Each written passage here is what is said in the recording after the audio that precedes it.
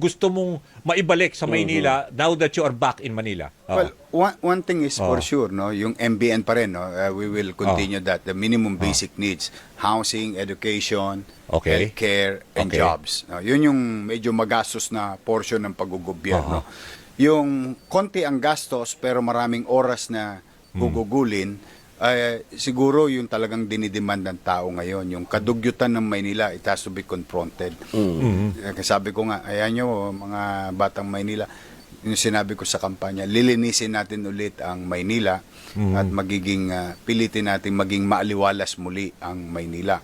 The second is the issue of peace and order situation because crime rates of Manila went to the roof talaga. We became Tumaas ba? Masyadong number one kami in Southeast Asia at 65% ang crime index ng Manila. So I think it's a concern of the people of Manila that we should confront immediately.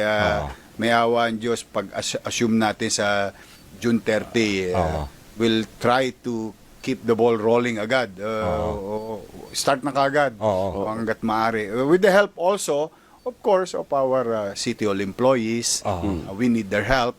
And the uniform personnel of the police district and all other individuals. And of course, siyempre, kapag hingin ko na rin yung pagkakataon na ito na hingin din ang tulong ng ating mga kababayan sa lungsod na samahan nila ako because I cannot do it alone. We have to come together to make Manila great again. Pero yung Metro, pag sinabi mong peace and order, alam mo, isa sa mga very important component, yung dagdagan nyo yung mga CCTV cameras. Yeah. At saka hindi lang tayo nagre-rely sa mga private citizens na kumukuha ng mga, let's say, smartphone nila, video.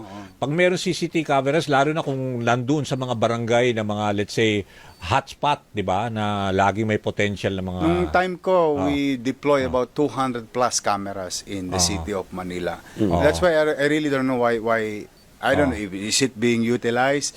I cannot answer i-check that mo yan now. ngayon. But definitely it will help apprehend Oo, yung mga maraming masasamang loob dyan those who will commit yung mga tolongges na to. Pero naman sana naman magbago na kayo.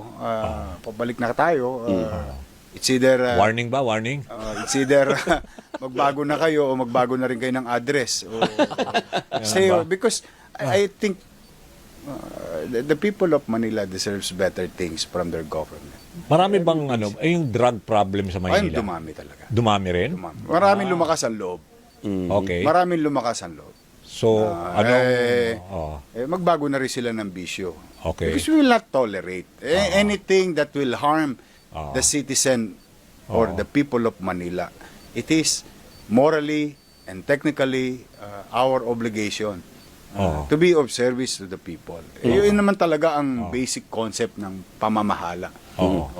No, wala tayong hindi tayo mangingimi na ipatupad yung bagay na kailangan ipatupad. Basta yung political paglilinis, pagsasaayos, at kapanatagan ng pamumuhay sa Maynila. Okay. Kasi ang isang challenge pa ng Manila, Bert, Manong Dani, yung dumadako sa Maynila, nangangamba din. Dayo? You mean yung mga dayo? Dumadako, in and out of the day. Work and eskwela. Kaya yung mga magulang from Metro Manila or other parts of the country is also worried because their sons and daughters or their children goes to school in Manila. Yung mga nagbo-board. Di ba yung gano'n? Siyempre, gusto nila secure. Kaya ang Maynila is napaka-diverse ng demographics. Kaya very challenging. And if peace and order will not be addressed, lalo kaming babagsak. Wala nang negosyong papasok sa amin. And we need that for us to provide jobs and opportunity for our people. Pero Mayor, pag upo mo ng June 30, ano yung unang order of the day mo? Linisan tayo at saka kalawitan ng Tolonges. Talagang yung dalawa na yun, yung lilinis saka when you say lilinis, ibig sabihin i-streamline mo rin ang kawani ng City Hall? Ibig sabihin may mga babaguhin ka rin. May mga babaguhin tayo, but o papasok ang bagong grupo or what? No, that's a minimal thing that the least of my problem. My problem is yung actual, the physical environment ng tinitiran ng taong bayan. Tama. Yung kapaligiran ng taong bayan. yung paano magiging maaliwalas at panatag siyang lalabas muli ng alas 12 May ng peace of mind. peace of mind. Oo. I think that's a major concern for any person, not only siguro in Manila but in the world. And they deserve it. They deserve that. At Mayor, ano yun, mapapromise mo or gagawin mo ba na paglabas ng Manileño sa bahay niya, walang tambak na basurang sasalubong sa kanya? Yun ang Na linggo, ilang yan ang linggo. dream and aspiration natin because hanggang ngayon yan ang problema sa Maynila ngayon. Nabaklas niyo na ba lahat ng mga campaign Ako, materials doon, no, di ba? Nung A13 pa lang baklas. tumira na kami. nagbaklas na sila eh. A13 tumira na kami. Okay. Pagkahalal dumi, nung A12, o di after nung mga gawain, ng mga watchers, collecting data, the following morning, nangalawit na kami ng mga poster namin. Kahapon ba yun, Mayor, nung nag-take oath ka na sa Supreme Court? Kahapon. Supreme Court? Kay Bakit? Iba? Justice Pero ko. simple. Oo. Napaka-simple. Ayoko na. Totoo yun. Napansin mo pala, ang galing mo. Ano to, field reporter to namin Talagang ano na yan, veterano na sa field nga namin yan. Kaya, Alam mo, sa hirap ng sitwasyon ng Maynila, ayaw na natin ng mga magagarbong dahil sabi nga, importante muna yung major concern ng tao. It's Pero, always about the people, not about isa us. pang malaking problema ng Maynila, yung traffic. So, Yes. ayan, isa pa yan, mga, Yes. let's say, tututukan natin. That's kasi, part of the Yung mga business enforcer na model, nagtatago. Di ba nung araw, ang dami ko nahuli live. Alam mo ba, Dani, nila-live ko. Nakanyangga ako sa... nagiging traffic enforcer ka minsan di ba? Bigla akong bag, lalabas Gagawin ako. muli yan? Gagawin muli yan? Kaya Nasasakay ka sa mga, let's say, LRT? Para at least makita mo ang kalagayan ng mga diba? mananakay din. Di ba? Basta ang pinangako natin sa taong bayan, sa mga taga Maynila, ibabalik natin yung gobyerno sa umaga, sa tanghali, sa hapon, sa gabi, hanggang madaling araw. Yung maiparamdam mo lang sa kanila na may gobyerno sa Maynila. That I made commitment during the campaign. Mayor, ang Pangulong Bongbong Marcos, ang sinabi niya dahil tapos ng eleksyon, tigilan na yung pamumulitika, di ba? Magsama-sama para isulong yung mga programa ng pamahalaan. Sa lungsod ng Maynila, anong take nyo sa ganong sinabi ng Pangulo? Tapos, syempre, meron Mag-reach kayong... out ka ba? Tama naman yun. Meron kayong hindi pagkakaunawaan ngayon ng incumbent mayor na Let's dati unite. mong kasama. Kumusta yung situation? I already said my piece, Robert and Manong Dani, nung proklama ako. Kasi talaga nag-aalimpuyo ang tao. Talagang Naramdaman mo injury, sa resulta di ba?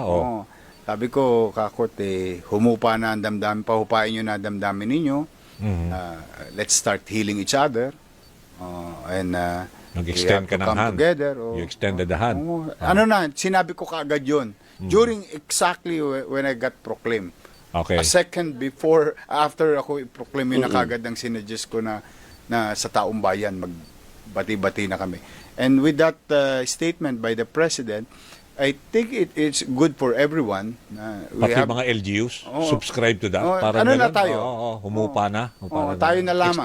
Total, parang sa nagdesisyon mga na. winners, maging magnanimous na lang. Oo. Parang, let's say, hindi na yung parang galit-galit pa rin. Di ba? Yun yung sinabi ko doon sa dulo. Ganun. Let's be magnanimous in our victory. Yun. Isko Moreno Opo, doon sa sa session hall. Sabi ko, kaya lang we have to state facts. Para alam Tama, lang. totoo naman din. I think I am obligated. May obligasyon ako sa taong bayan na malaman nila ang tunay na sitwasyon fiscally or the fiscal situation of the city. Importanteng malaman ng tao nga lang yun. I have to state that on a particular day, pag nag-assume tayo, anong katatayuan ng salapi ng pamahalaan, sitwasyon ng pamahalaan. And from there on, we move forward. We face the challenges, we move forward. Mm. Yun lang tingin ko Pero- yung yo. importante malaman ng tao. Pero ngayon ba, hindi ko lang nasundan pero kita ko si Sam Versosa conceded, di ba? Yung mga iba bang mga nakalaban mo nag-concede na rin or natanggap na yung Hindi ko resulta? alam. Wala na. Parang nung nabasa ko kasi yung statement, parang wala namang mention sa kanya. ako rin. Parang in general siya addressing sa mga taga Maynila, Na pero doon sa tapusin mga na. Oo. sa kanila parang hindi. Hindi ba kay Okay. bati pa ni Mayor Hani? Hindi, wala naman kami, nag-compete kami, but hindi ko sila kinoconsider na kaaway. Ayan. Okay. It's just a plain and simple Pinresent ko lang ang competition. plataforma mo na ino-offer mo uli. Di ba? Parang gano'n. Oo, kasi hindi naman, it's not about us eh. It's about the people of Manila. Tama ba? Hindi ako politiko Pinapangunahan lang kita. Pero totoo naman yun eh. It's all about you. It's always about you. Okay. Kami naman lamang instrumento lang eh. Okay. Ng pamahalaan. Tama. Na may kakayanang magpabago ng buhay Sige. ng tao. At dalawang bagay ang pagbabago. Pagpalubog o papataas. Okay. But we have the power to change. We Okay. have the power to move. We have the power to create. We have the power to serve. And Ayun. we have resources to do that. Yun yung, Sige. kumbaga, it's always about the people. It's Okay. not about Package us. siya. Nagsisenyas na overtime na tayo dahil talaga parang hindi pa tapos ang meeting di avance. Anyway, maraming salamat Mayor for Ay, the thank time you, and ha. sharing Thank you.